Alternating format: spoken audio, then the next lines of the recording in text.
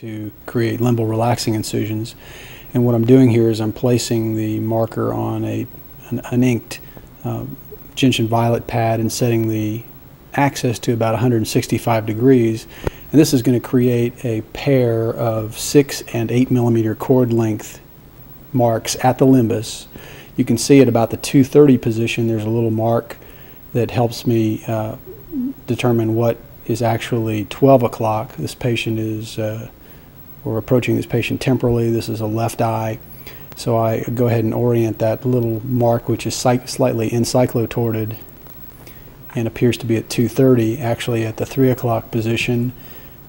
And that corresponds to 90 degrees. And now I've got a pair of 6 and 8 millimeter chord length marks with a dot in the center indicating the steep axis.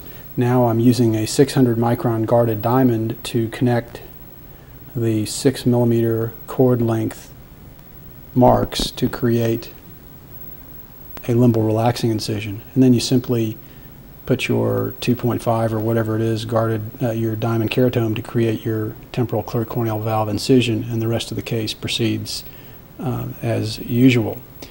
This marker is really best used in on a fairly dry cornea. Here I'm setting the marks at about 100 degrees, and you can't really see because of the glare from the video camera, but those two marks that are currently on the cornea are at 90 degrees, and I'm defining 90 with the patient in the upright position.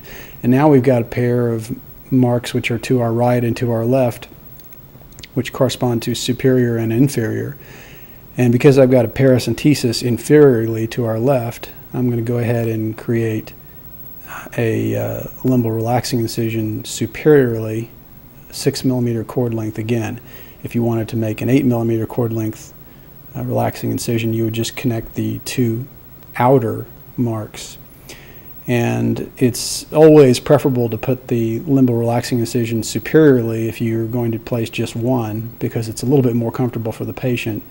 But if I would not hesitate at all to put a pair with one inferior if you needed to achieve that degree of astigmatism reduction.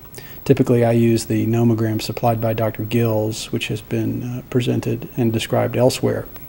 I usually do this under viscoelastic with the eye at a physiological pressure.